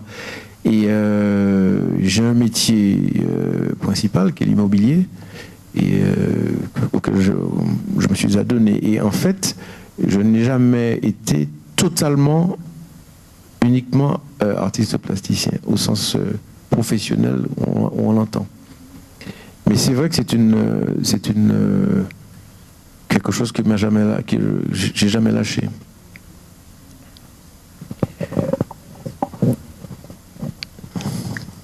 Bonsoir. Ma question c'est, est-ce qu'il y a un travail technique de fait sur les matériaux eux-mêmes quand il s'agit de béton, est-ce qu'on utilise des process particuliers Alors, c'est une question technique, effectivement. La première des choses, c'est que quand on fait du béton, c'est d'avoir un ingénieur béton. Parce que le béton, ça ne joue pas. C'est un truc, ça a des pressions énormes. Et c'est vrai qu'il y a des spécificités, des bétons, il faut le vibrer correctement, il y a des ferraillages à prévoir. Non, pas dans mon cas, mais ça aurait pu. Il y a des bétons qui vont mieux dans l'eau de mer. Et puis le grand danger du béton, c'est qu'en fait, il faut que le fer soit assez loin de la périphérie, parce que par capillarité, le sel rentre. Et au bout d'un moment, on a été obligé à un moment donné de faire une restauration de Cap 110 parce qu'il y avait des fers à béton qui éclataient. Et je ne sais pas si on aurait pu gérer ça, parce que l'air marin est très très très agressif. Ça n'a pas l'air comme ça, mais c'est extrêmement agressif. Donc, pas tant que ça, la réponse est ça. Pas tant que ça, c'est plutôt vraiment du brut. Question pratique aussi, comment est-ce que tu les as fait tenir sur le sol? Qu'est-ce que tu as pour les poser? Qu'est-ce que tu as... Tu parles de Cap 110? Oui, Cap 110, oui. Eh bien, elles reposent sur le sol, sur leur propre poids. En fait, il y a une fondation, il y a une petite fosse d'à peu près 1 mètre de profondeur, il y a un socle qu'on ne voit pas, mais qui fait à peu près 75 cm. Et comme chaque pièce pèse 4 tonnes 5, est déjà assez anticyclone en principe, et il n'y a pas d'autre fixation que ça. Il y a un béton-colle en bas, mais bon. Et sur les sculptures sous-marines, alors les dernières sont fixées avec des hélices, des vis hélicoïdales par un scaphandrier pour que ça ne bouge pas. Parce que sous l'eau, on a l'impression que c'est immobile, mais il y a des forces d'une violence incroyable. Et j'ai déjà vu la moment de l'eau de 18 tonnes changer un petit peu d'axe, parce que c'est très puissant. Tu es agent immobilier, tu es avocat, tu es artiste, Je vais te dire ce que me disait ma grand-mère. Elle me disait, vous êtes un garçon dispersé. Donc, voilà la réponse. En fait, je fais l'immobilier. Oui, un peu, mais est-ce que la dispersion, c'est pas une forme d'art? Il y a ça. On dit toujours, tel machin dispersé, mais est-ce qu'en fait, c'est pas la même chose qu'il fait? S'il a fait du théâtre, fait du cinéma, fait écrire, c'est la même chose. Hein. C'est mignon, hein? C'est un truc de grand-mère. Une dernière intervention. Alors, je discutais avec la maman de qui tu sais cet après-midi et je lui dis je vais aller voir l'intervention de Laurent, tout ça. Et nous, qu'est-ce qu'on a dit? On va demander à Laurent pourquoi il fait toujours des choses gigantesques. Une fois, je rencontre ton papa, je lui dis comment va Laurent? Tu m'as dit il fait encore des choses gigantesques, il me dit. Et alors, tu m'as donné la réponse. C'est que tu as dit qu'on était sous une petite île. Ouais. La lutte contre l'épinguisme. Oui, voilà, c'est ça. Donc j'ai ma réponse et je pourrais lui donner. Puis je voulais te remercier pour toutes ces œuvres qu'on voit partout, quoi. Eh ben, merci beaucoup. Merci beaucoup, Laurent. On peut l'applaudir. Merci. Merci, mes amis.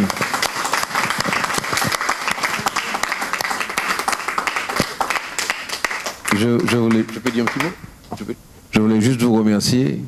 Vous avez été un public extraordinaire, principalement féminin.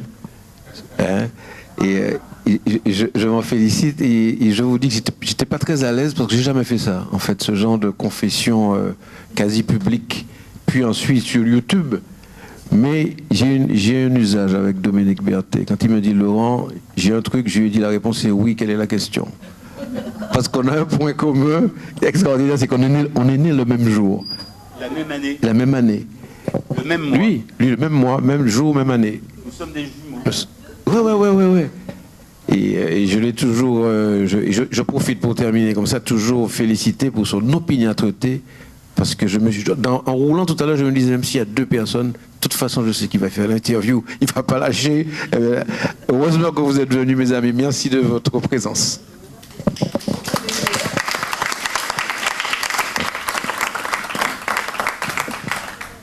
Voilà, merci à vous d'être venus ce soir et puis je vous donne rendez-vous pour une prochaine rencontre avec un autre artiste ou une autre artiste. Vous serez invité lorsque la date sera connue. Voilà, merci beaucoup. Bonne soirée à vous, à bientôt.